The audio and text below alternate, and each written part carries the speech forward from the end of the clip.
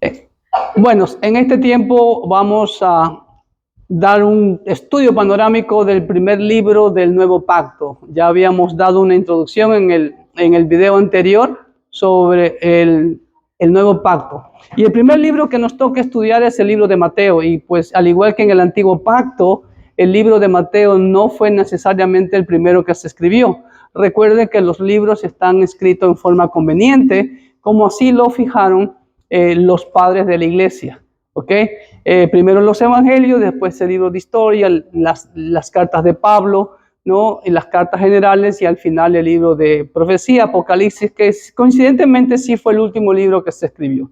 Pero hoy vamos a estudiar el libro de Mateo. ¿Qué tanto sabemos sobre este evangelio? ¿Y por qué hay 4 evangelios? Pues cada evangelio está enfocado a cierto grupo de personas o está enfocado a cierto tema con respecto a la vida de nuestro Señor Jesucristo, de los cuales los hablan los 4 evangelios, ¿ok?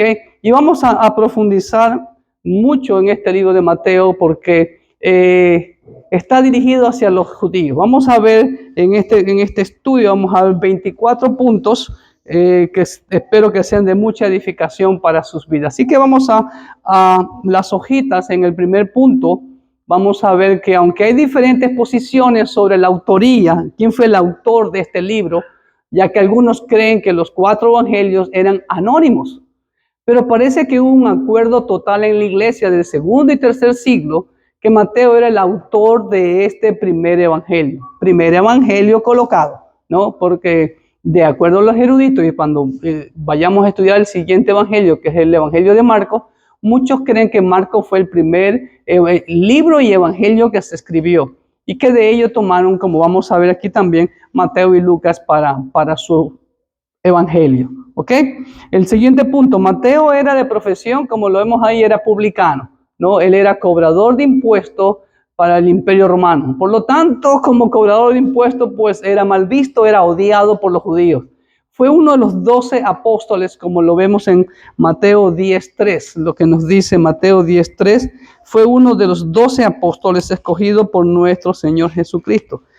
Mateo 10.3 dice de la siguiente manera: Felipe, Bartolomé, Tomás, Mateo, el publicano. Ahí está, él era publicano, cobrador de impuestos. Marcos y Lucas lo reconocen como Leví. En Marcos 2.14 podemos leer así: y al pasar vio a Leví, hijo de Alfeo, Mateo, hijo de Alfeo, a Leví, sentado al banco de los tributos públicos, y le dijo, sígueme, y levantándose le siguió. En Lucas 5 también podemos ver la descripción de el publicano Mateo. Lucas capítulo 5, versículos 27 al 29, que dice así: después de estas cosas salió y vio a un publicano llamado Leví, sentado al banco de los tributos públicos, y le dijo, sígueme, y dejándolo todo, se levantó y le siguió. Entonces vemos ahí claramente confirmado en los evangelios de Marcos y de Lucas que este Mateo era también llamado Leví.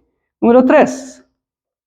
Hay diferentes opiniones con respecto a la fecha en cual se escribió este evangelio, pero vemos que la mayoría de los argumentos apuntan de que Mateo probablemente se escribió antes del año 70 después de Cristo, aunque tampoco mucho antes, no antes tampoco de los 50, ¿ok? ¿Por qué se deduce eso? Porque pues ninguno de los evangelios prácticamente fue escrito después del 70, porque ninguno de los evangelios relata la destrucción del templo que ocurrió en el año 70 después de Cristo. ¿Ok? Punto número 4, el evangelio de Mateo, como ustedes pueden ver ahí, la escritura hebrea y la escritura griega. Entonces, Mateo hace un enlace inestimable entre el antiguo y el nuevo pacto. Aunque ya vimos también que al final del antiguo pacto termina con Zacarías y Malaquías, el mensajero, Zacarías y el mensajero. Y el nuevo pacto empieza con la historia de Zacarías, el padre del mensajero Juan el Bautista. ¿Ok? Ese vemos el enlace que vemos entre los dos pactos. Número 5. Los padres de la iglesia. Miren este de aquí. Este es una foto de una página de un evangelio de Mateo escrito en hebreo. Y para muchos esto a lo mejor va a ser nuevo, ¿no? Yo estoy convencido, es mi opinión personal, no necesariamente sea la de usted, de que por lo menos hubieron 3 libros en el Nuevo Pacto que originalmente fueron escritos en hebreo. ¿Por qué? Porque el Evangelio de Mateo, quien fue un judío, fue escrito para los judíos. Entonces, si era judío para los judíos, ¿en qué idioma le va a escribir? En hebreo. Y después se lo tradujo a el griego.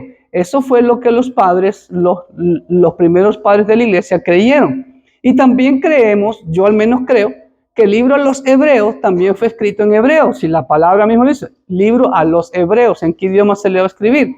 Y también, personalmente, yo creo que el libro de Jacobo, o llamado Santiago, también fue escrito en hebreo. ¿Por qué? Porque Santiago, judío, escribe a las 12 tribus de Israel, judías.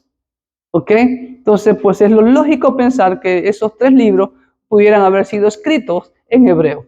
Los padres de la iglesia decían que el original de este evangelio se había escrito en hebreo y que luego fue traducido al griego. En años recientes, el profesor George Howard, profesor de la Universidad de Georgia, mostró una copia, una foto que le acabo de mostrar, del Evangelio de Mateo en hebreo, usado por Shem Tov ben Isaac ben Shaprut, un médico judío que vivió en Aragón, España, en el siglo XIV, ¿ok? Cuyo nombre lleva la versión Shem Tov por este doctor judío, que quien debatió sobre el pecado original y la redención ante el cardenal Pedro de Luna, más tarde el famoso antipapa Benedicto XIII, en la ciudad de Pamplona, España, el 26 de diciembre de 1375. Él conservaba esa copia en hebreo, no sabemos de dónde la sacó. ¿Ok? Y delante de la presencia de obispos y sabios teólogos, él estaba debatiendo sobre el pecado original y la redención ante todos estos obispos y cardenales. Hubieron 9 manuscritos de piedra probada que sobreviven, aunque sí alguna vez existió una versión independiente del texto de Mateo utilizado de Ibn Shaprut, pero se ha perdido. Pero tenemos copia de eso. ¿Ok?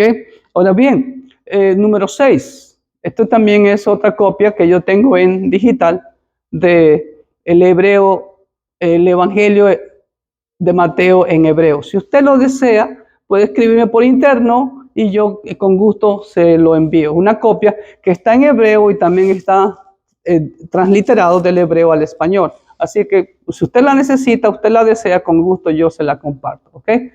Número 6. Los destinatarios del Evangelio de Mateo, como lo acabo de mencionar hace un momento, son judíos.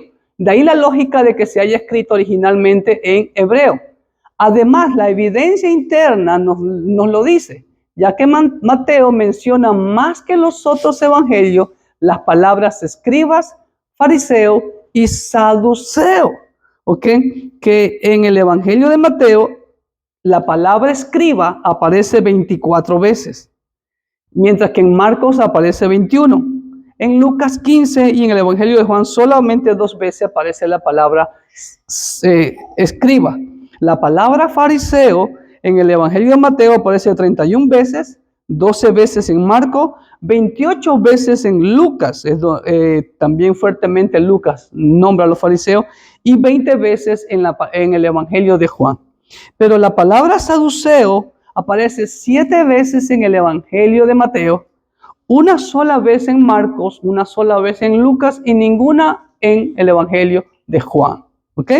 Número 7. Gracias a que tenemos una copia del Evangelio de Mateo en hebreo, podemos solucionar la supuesta discrepancia con respecto a que hay 13 y no 14 generaciones en la tercera división de las genealogías de Jesús, como lo afirma Mateo del 1 al 17. Venga conmigo a Mateo, capítulo 1, versículo del 1 al 17. No lo voy a leer todo por cuestión de tiempo, pues usted lo puede leer en la comodidad de su hogar o donde esté. Dice así: libro de la genealogía de Jesucristo. Mateo empieza con la genealogía de Jesucristo directamente. Hijo de David, hijo de Abraham. Entonces, Mateo empieza nombrando 14 generaciones desde Abraham hasta David. Desde David hasta la deportación a Babilonia, 14. Y el versículo 17, mire lo que dice. De manera que todas las generaciones, desde Abraham hasta David, son 14. Desde David hasta la deportación a Babilonia, son 14. Y desde la deportación a Babilonia hasta Cristo, son 14. Pero si nosotros contamos la tercera genealogía, que es la que se ha discutido, la que supuestamente hay una discrepancia porque no hay 14 generaciones, si es que la contamos a partir de Salatiel hasta Jesús. Solamente en nuestras Biblias contamos 13 generaciones, ya que se considera en el versículo 16, miren lo que dice de Mateo 1, a José como marido de María. Miren lo que dice, versículo 16. Y Jacob engendró a José, marido de María, de la cual nació Jesús, llamado el Cristo. ¿Ok?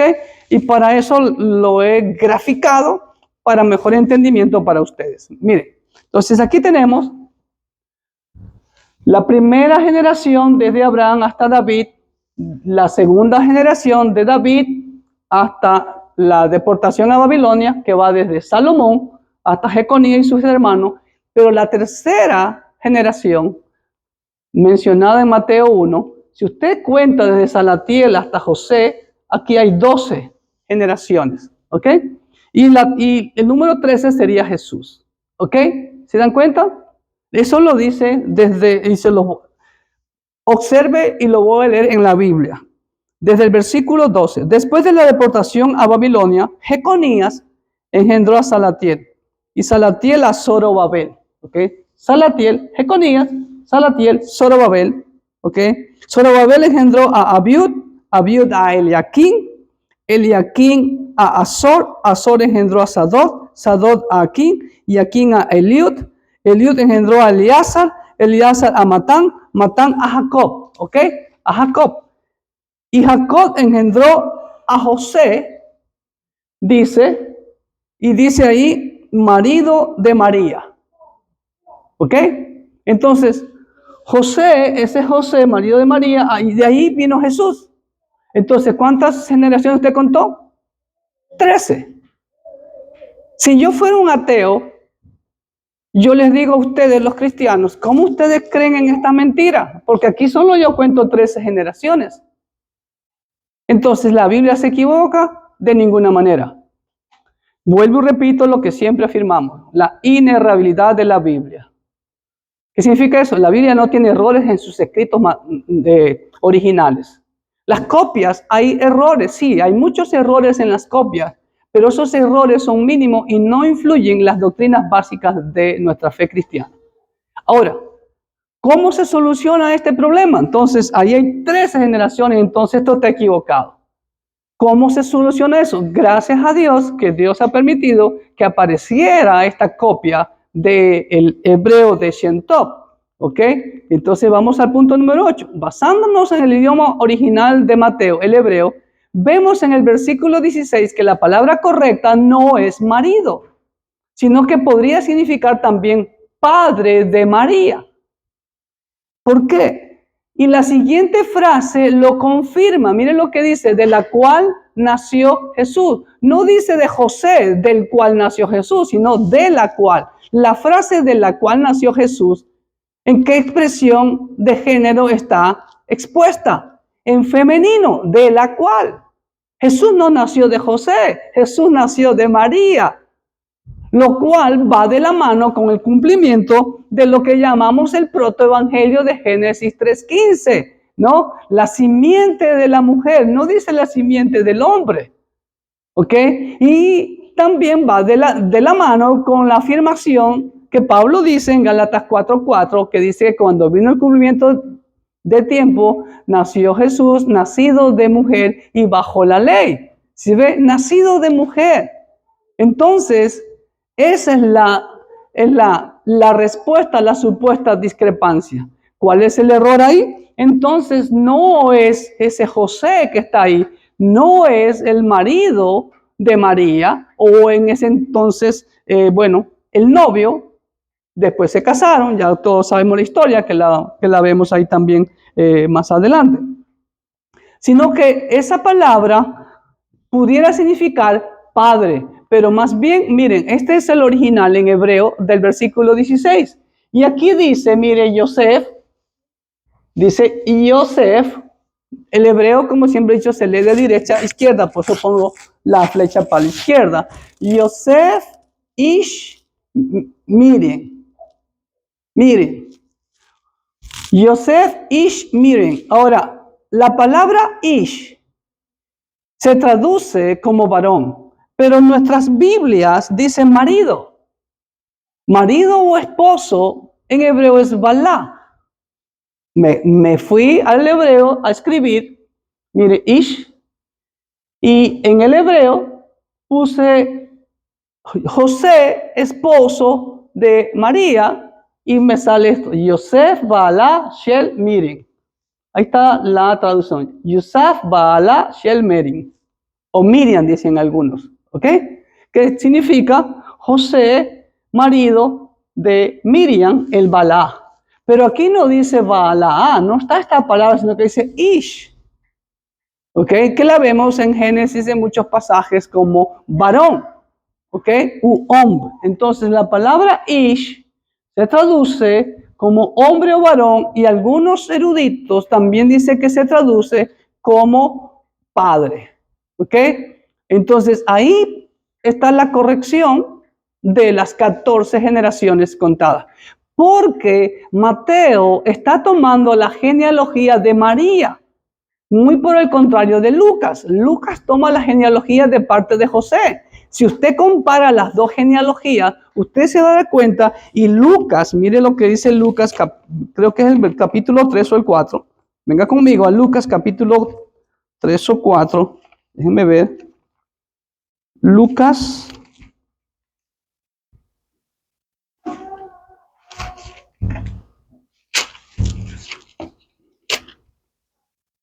Lucas capítulo 3, versículo 23. Miren cómo empieza Lucas. Jesús mismo al comenzar su ministerio era como de 30 años. ¿Ok? Ahora, Mateo va desde Abraham hacia Jesús. Lucas va de Jesús hacia Adán. ¿Ok? Miren lo que dice. Hijo según se creía de José. Y este José era hijo de Elí. ¿Se da cuenta? Hijo de Elí, hijo de Matat, hijo de Leví, hijo de Melquí, hijo de Haná, hijo de José, hijo de Matatías, hijo de Amós, hijo de Naúm, hijo de Esli, hijo de Nagai, hijo de Maat, hijo de Matatías, hijo de Semel, hijo de José, hijo de Judá, hijo de Joana, hijo de Reza, hijo de Zorobabel, hijo de Salatiel, hijo de Neri, hijo de Melqui, hijo de Adi, hijo de Cosán, hijo del Modán, hijo de Er, hijo de Josué, hijo de Eliezer, hijo de Jorín, hijo de Matat, hijo de Leví, hijo de Simeón, hijo de Judá, hijo de José, hijo de Jonán, hijo de Eliaquín, hijo de Melea, hijo de Mainán, hijo de Matata, hijo de Natán, hijo de David. ¿Se dan cuenta por dónde viene la genealogía de Lucas? Lucas toma la genealogía de José que viene por parte de Natán, uno de los hijos de David. En cambio, Mateo toma la genealogía por parte de María que viene directo desde Salomón, de todos los reyes sucesores a David. ¿Sí ven? Todos los reyes, Salomón, Roboam, Abías, Asa, Josafat, Joram, Usías, Jotán, Acaz, etcétera, etcétera, etcétera, etcétera. ¿Estamos? ¿Ok? Entonces, eso es lo que nos ayuda este evangelio hebreo a corregir supuestamente esta falla o este error de la escritura, que no hay ningún error, como digo, a veces también las traducciones no es que sean malas, sino que lamentablemente los idiomas van evolucionando con el tiempo y una palabra que antes significaba algo, ahora significa otra cosa, ¿ok? Como ya lo explicamos también en la introducción. Entonces, la correcta terminología o las 14 generaciones, ese José era padre de María, es decir, que María tenía su marido llamado José y su padre llamado José. O sea que el esposo de María era tocayo con el papá de María. ¿Ok? Esa es la respuesta. Entonces ahí están completas las 14 generaciones y se arregla toda esa supuesta discrepancia. ¿Ok? Continuamos. Punto número 9. Entre los evangelios, Mateo es el que más usa la frase el Hijo del Hombre, lo cual es una expresión mesiánica del Antiguo Pacto, como la vemos allá en Daniel 7:13, que dice así. Daniel 7:13 dice así. Miraba yo en la visión de la noche y aquí en las nubes del cielo venía uno como un hijo de hombre que vino hasta el anciano de días y le hicieron acercarse delante de él. ¿Ok? Mateo es el que más usa esta frase y una de las frases favoritas por la cual se llamaba nuestro Señor. Número 10. El propósito de Mateo es presentar a Jesús como el Cristo, el Mesías, el Hijo de David, el Hijo de Abraham, el ungido de Jehová en el cumplimiento de las profecías mesiánicas del Antiguo Pacto. Como Jesús mismo lo dijo en Lucas 24:44, cuando iba con los dos caminos a Emaús, dijo, todo esto estaba escrito de mí. ¿En dónde? En la ley, en la ley, la Torá, en los profetas, los Nevi'im y los escritos. Los Ketubim. Taná, Nevi'im, Ketubim. Ley, profetas y escritos o salmos. Lucas 24:44. Juan 5:39 dice, escudriñad la escritura porque a vosotros parece que ya tenéis la vida eterna y ellas son las que dan testimonio de mí. Desde Génesis hasta Malaquías apuntan siempre cada libro de la Biblia a Cristo, Cristo, Cristo, Cristo. No a nadie más ni a ningún pueblo en especial. A Cristo nuestro amo y Salvador. Amén. Número 11. Puesto que Mateo presenta a Jesús como el rey de los judíos, su genealogía llega hasta el rey David y hace énfasis en Belén como el lugar de su nacimiento, el lugar de origen de David. Y por eso pudimos ver hace un momento la genealogía de Mateo apunta toda la línea real de David hasta Jesús, en donde se va a cumplir, como la Biblia dice, que él se sentará en el trono de David, su padre. Del lado de José, como ya leímos en el Evangelio de Lucas, va por la línea de Natán. Natán no gobernó, no fue rey, ¿ok? Fue Salomón. Estamos. Número 12. En Mateo a Cristo se le llama el Hijo de David, 8 veces. Solo en Mateo Cristo habla de el trono de su gloria. Mateo 19, vamos a ver. Mateo 19:18 dice así.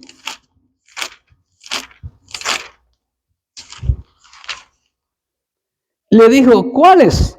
Y Jesús dijo, no matarás, no hurtarás, no dirás falso testimonio. Mateo 19:28, perdón. Error de visión. El 28 dice, y Jesús le dijo, de cierto os digo que en la regeneración, cuando el Hijo del Hombre se siente en el trono de su gloria. ¿Sí ven? Lo mismo dice en el capítulo 25, versículo 31, dice así. Versículo 25-31 dice, cuando el Hijo del Hombre venga en su gloria y todos los santos ángeles en él, entonces se sentará en su trono de gloria. Por eso Mateo se enfoca en la realeza de Cristo Jesús, como el heredero al trono de David su padre. Número 13. Solamente en Mateo, ahí está Jerusalén, una ilustración, se le llama la Santa Ciudad, en Mateo 4:5.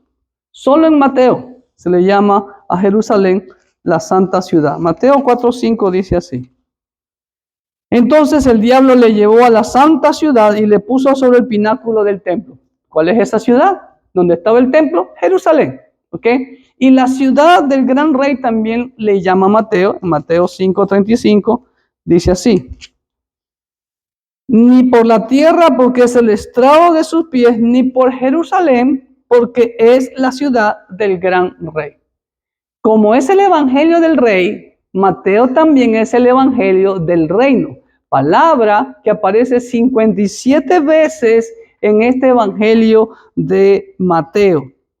Además, la expresión reino de los cielos, que no se halla en ningún otro lugar del nuevo pacto, aquí aparece 33 veces. Entonces vemos claramente el enfoque mesiánico real de Mateo hacia la persona de nuestro amo y Salvador Jesucristo. Por eso le decía al principio, ¿por qué 4 evangelios? Hay personas que se preguntan eso. Cada evangelio está enfocado a alguna característica de nuestro Señor Jesucristo. ¿Ok? Número 14. Más que los otros evangelios, Mateo presenta eventos y declaraciones en la vida de Cristo Jesús profetizadas en el Antiguo Pacto. Y no nos cansaremos de repetir desde todo el Antiguo Pacto, desde Génesis 1:1 hasta Malaquías 4:6, cada libro de la Biblia apunta solamente a Cristo, Cristo, Cristo, Cristo, Cristo, Cristo. Amén. Número 15. Uno de los grandes objetivos de Mateo es demostrar a los judíos que todas las profecías del Antiguo Pacto se cumplen en Cristo Jesús. Por lo tanto, debe ser reconocido como el Mesías. Su evangelio destaca una frase que recorre todo su libro. Todo esto fue hecho para que se cumpliera lo que fue dicho por el profeta, diciendo, esa frase aparece 16 veces solamente en el libro de Mateo. Pero tristemente, el pueblo de Israel no lo reconoció a Cristo como el Mesías, ni aún lo reconoce todavía. Porque lamentablemente, como dice Pablo, su corazón se embotó, se ha enorgullecido. Y lamentablemente, mi oración por Israel es la misma de Pablo, que se arrepientan y reconozcan a Cristo Jesús, su Mesías, que ya vino hace 2000 años y que va a volver muy pronto en su segunda venida en gloria, como ya lo mencionamos. Número 16. El enfoque de Mateo hacia los judíos se puede ver en el énfasis que hace Jesús de que primero fue enviado a las ovejas perdidas de Israel, sin dejar a un lado a los gentiles. Mateo 10, 5, 6 dice así.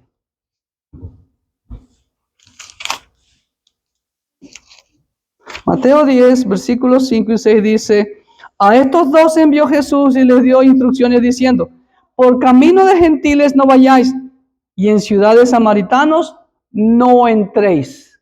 ¿Sí ven? Sino id antes a las ovejas perdidas de la casa de Israel. Y hermano, quiero hacer un hincapié ahí. Pablo fue muy obediente de este mandato de Jesús. Primero iba siempre a las sinagogas a buscar a las ovejas perdidas de Israel. Hoy en día, ¿cuántos ministerios hay en la iglesia o alguna asociación, convención, agencia misionera o qué sé yo? ¿Tiene algún proyecto para ir a las ovejas perdidas de Israel? Y lamentablemente, aunque supuestamente los israelitas, los judíos, nos quieren mucho a nosotros, los hermanos cristianos, como nos llaman, yo amo a Israel, amo a los judíos, también amo a los árabes y a los palestinos, que también necesitan el arrepentimiento y la salvación únicamente en Cristo Jesús. Pero tristemente en Israel hay poco remanente cristiano. Y es más, y tristemente hace unos meses o más de un año atrás, hay una ley en Israel que ningún cristiano puede hablarle a una persona adulta de Cristo. Si es comprobado de que le estuvo predicando de Cristo a un judío, va 1 año a la cárcel. Si le predica de Cristo a un menor de edad, va 2 años a la cárcel. Pero ellos necesitan escuchar que su Mesías ya vino. Mateo 15, 24 también el Señor lo recalcó, que vayan primero a las ovejas perdidas de Israel. Él respondió, dijo, no soy enviado sino a las ovejas perdidas de la casa de Israel. ¿Ok? Capítulo 24, 14, también nuevamente vamos a ver ahí, el Señor habla de que es enviado a la casa de Israel. Y será predicado este evangelio del reino en todo el mundo para testimonio a todas las naciones y entonces vendrá el fin. Y Hechos 1:8 lo dice claramente, ¿en dónde será testigo todos los discípulos de Cristo? Número 1, en Jerusalén, en toda Judea, en Samaria y hasta el último de la tierra. Así que primero las ovejas perdidas y siguen perdidas de Israel. Además, vemos en el énfasis de que Jesús no vino a destruir la ley, sino que vino a cumplirla, Mateo 5:17. Y lamentablemente hoy en día se hace a un lado la ley. Ya no sirve, dicen, ya eso desapareció. O sea, los mandamientos desaparecieron. Los principios que vemos en el antiguo pacto ya no sirven. Lo que desapareció fue todo el sistema levítico, por así decirlo. Desapareció ya todo el libro de Levítico porque ya no hay más sacrificio. Por esa razón el Señor destruyó el templo en el año 70 y casi 2000 años no ha habido sacrificio en el templo, y que lamentablemente los judíos que tienen el corazón cerrado al Señor ya están practicando los sacrificios. Pero lamentablemente siguen embotados en su corazón, como dice el apóstol Pablo. Mateo 5:17 dice así: no penséis que he venido para abrogar la ley o los profetas también. No he venido para abrogar, sino para cumplirla. Así es. Número 17. Mateo está interesado especialmente en la iglesia. Y escúchenme bien, Mateo es el único de los evangelistas que nombra literalmente la palabra eclesía en griego, que es iglesia. Tanto en Mateo 16:18, en la famosa declaración de Pedro, allí en Cesarea de Filipo, cuando Jesús pregunta: ¿quién dice la gente que soy yo? Y Pedro confiesa, guiado por el Espíritu Santo, que tú eres el Cristo, el Hijo del Dios viviente. Y ahí Jesús le confiesa o les comunica a todos sus discípulos que con esa afirmación, ese tremendo fundamento que tú has dicho, Pedro, de que yo soy el Cristo, voy a edificar mi iglesia, el Señor. No es la iglesia de nadie, es la iglesia de Cristo. Mateo 18 también habla de cómo se debe de hacer la disciplina en la iglesia. ¿Ok?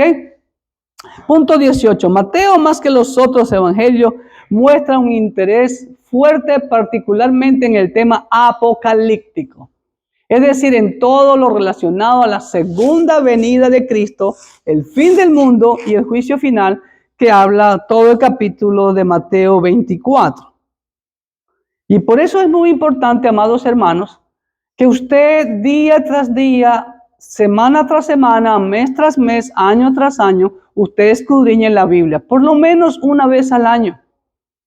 Desde Génesis 1:1 hasta Apocalipsis 22:21. Yo le animo. Y si usted desea que le envíe la lectura diaria, aquí en nuestra familia Manuel le enviamos todos los días la lectura diaria para que durante todos los 365 días al año leamos toda la Biblia desde Génesis 1 hasta Apocalipsis 22:21.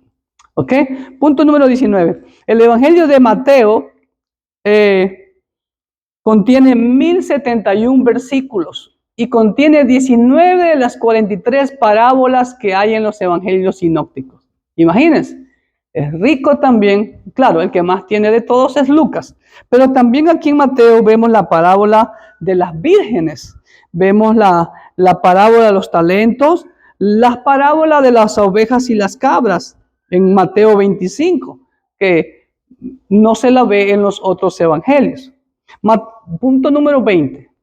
Mateo, al igual que Lucas, narran el nacimiento de nuestro Señor Jesucristo. Son los dos únicos evangelios que narran el nacimiento de Jesús. Claro que son enfoques diferentes. Mateo se enfoca en la visita de los sabios de Oriente, en la huida a Egipto y su regreso, ahí, ¿copiaron? Entonces, repito el 19. El Evangelio de Mateo contiene 1071 versículos y contiene 19 de las 43 parábolas que hay en los evangelios sinópticos. ¿Ok? Mateo, Marcos y Lucas son llamados los evangelios sinópticos. Número 20. Al Mateo, al igual que Lucas, narran el nacimiento de nuestro Señor Jesucristo. Como le digo, Mateo se enfoca en la visita de los sabios de Oriente, la huida a Egipto y su regreso a Nazaret. Eso está relatado en el capítulo 2 de Mateo, versículos 1 al 23. Y nuevamente, el enfoque de Mateo con el nacimiento de Jesús es enfocarlo como el rey, el hijo de David. ¿Ok? Punto número 21. El Evangelio de Mateo, al igual que Lucas, son los únicos que presentan genealogías de Jesús. Ya lo mencioné hace un momento atrás. Mateo sigue la genealogía desde Abraham a Jesús, de Abraham a Jesús, a través de María, como ya lo mencioné, en Mateo 1:17, mientras que Lucas lo hace a través de su padre adoptivo, José, de José hacia Adán. ¿Ok? Y por eso ustedes escucharon tantos nombres. Y usted compare la genealogía desde Jesús hasta David.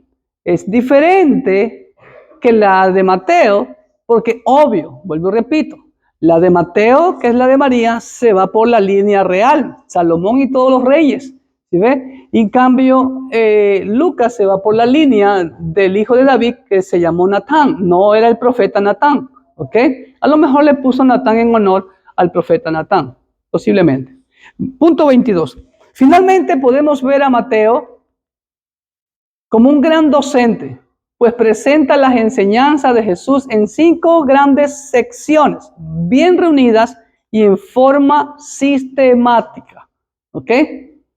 Fue claro.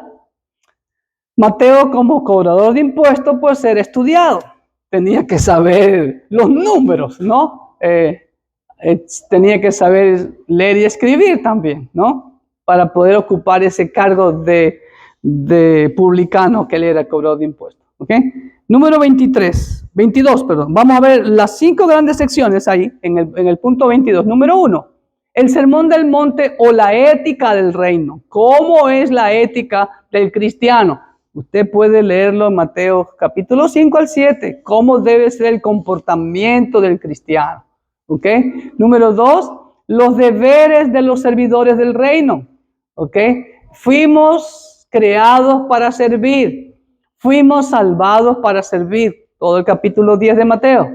¿Ok? Número 3, las parábolas del reino. Capítulo 13. Jesús hablaba por parábolas, como fue profetizado. El cuarto sección de Mateo, grandeza y perdón en el reino, capítulo 18. Y la quinta sección, la venida del rey, que habla en los capítulos 24 y 25. ¿Ok? Punto número 23, como lo hemos visto en cada libro del Antiguo Pacto, hacemos un bosquejo del libro, de cada libro que estamos estudiando. En este caso, el libro de Mateo. El bosquejo lo he tomado del libro de Carson y Mu, que se llama Una introducción al Nuevo Testamento, por D.A. Carson y Douglas J. Mu. ¿Ok? Entonces, hay 7 divisiones. Ellos la dividen en 7 divisiones. La primera parte, el prólogo, que va desde el 1:1 hasta el 2:23. La segunda parte, el Evangelio del Reino, capítulo 3, versículo 1 hasta el 7, versículo 29. La tercera parte del bosquejo, el reino se expande bajo la autoridad de Jesús, que van los capítulos 8, 9, 10 hasta el 11, versículo 1. ¿Ok? Número 4, enseñando y predicando el Evangelio del Reino, 11:2 al 13:53. Y es muy importante esta expresión, enseñando, ¿ok? Porque en la Biblia vemos casi el cuádruple de esta acción de enseñar que la acción de predicar. Y generalmente la palabra predicar, que se la ve más en los evangelios, ¿ok? Va acompañada de la expresión predicar el evangelio del reino. Es decir, ¿a quién se le predica? A los no creyentes. Pero una vez que esa persona aceptó a Cristo, lo que hay que hacer con esa persona es enseñarles. ¿Ok? Lo que hacía Pablo en las sinagogas también, discutía, dice. ¿Ok? Eso es enseñanza, un diálogo, no un monólogo. Número 5, la gloria y la sombra, la polarización progresiva, ¿no? Vemos el antagonismo que el Señor sufrió, la oposición, como siempre, y lo va a ver hasta el día que Él venga. Capítulo 13, versículo 54 hasta el 19, versículo 2. Número 6, oposición y escatología, el triunfo de la gracia. Capítulo 19, versículo 3 hasta el capítulo 26, versículo 5, ¿no? Y ahí está la escatología, es el estudio de los últimos tiempos, que lo vemos especialmente en el capítulo 24 de Mateo. Y por último, ustedes saben lo que pasó en los últimos capítulos, ¿no? La pasión que sería muerte, sepultura y resurrección de nuestro Señor Jesucristo. ¿Ok? Entonces, ese es el bosquejo que tenemos ahí. Y por último, tenemos algo que Dios siempre puso en mi corazón investigarlo, y que usamos ese método aquí en la familia Emanuel, que es el método de hacer preguntas. Interesante que en el Evangelio de Mateo ustedes pueden ver, he estudiado cada capítulo del libro de Mateo, los 28 capítulos con sus versículos, para investigar todas las preguntas que vemos en el Evangelio de Mateo y en cada libro de la Biblia. ¿Ok? Entonces, ustedes pueden ver ahí en la pantalla, aunque no se alcanza a ver bien allá atrás, o tal vez usted tampoco alcance a ver bien por el teléfono, ¿no? Por la pantalla de... Pero si usted lo desea, yo se lo puedo enviar este estudio. Yo no creo en el copyright, ¿ok? De gracia recibiste, da de gracia. Entonces, ustedes pueden ver aquí todos los versículos donde hay preguntas en todo el Evangelio de Mateo. Y todo lo que está con verde, ¿qué cree que es? Son las preguntas que Jesús hace.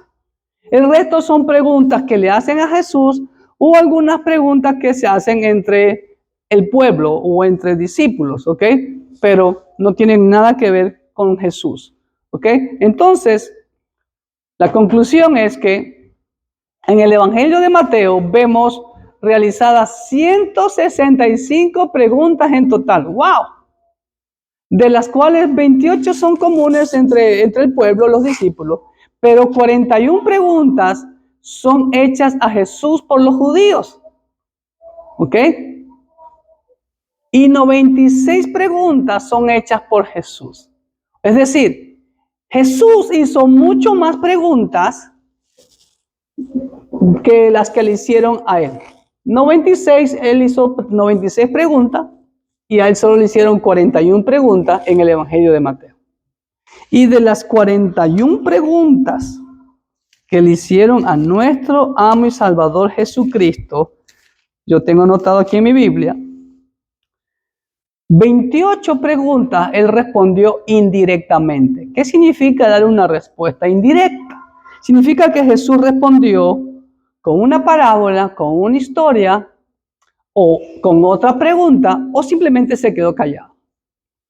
Solamente 13 preguntas de estas 41 respondió directamente, dio la respuesta directa. Pero de esas 13 respuestas directas, 10 fueron preguntas que le hicieron sus discípulos. Y solamente 3 respuestas directas Dios le dio a los judíos. Entonces, ¿cuál es la conclusión? En donde vemos claramente el método de Jesús de hacer preguntas para hacer razonar a las personas y que entiendan por su propia cuenta lo que Dios desea para ellos. Ese es el método bíblico que lo vemos desde Génesis. Cuando el hombre pecó, se escondió. ¿Y quién sale al encuentro? Como siempre lo vemos en toda la Biblia, es Dios. ¿Y qué hizo Dios? Le hizo 3 preguntas. Adán, ¿dónde estás tú? ¿Cómo sabía que he estado desnudo? ¿Has comido del árbol que te dije que no comieras? Entonces ese es el método de Dios para que las personas entiendan por su propio medio y puedan razonar y ser exhortados por sí mismos a través del descubrimiento de la palabra de Dios y que el Espíritu Santo se deje obrar en los corazones de ellos. Así que pues este ha sido el panorama de este precioso Evangelio de Mateo. Espero con mucho grado y estoy convencido de que ha sido para su edificación y todo para la gloria de Dios. Nos vemos en el siguiente video de Marcos. Dios me lo bendiga ricamente.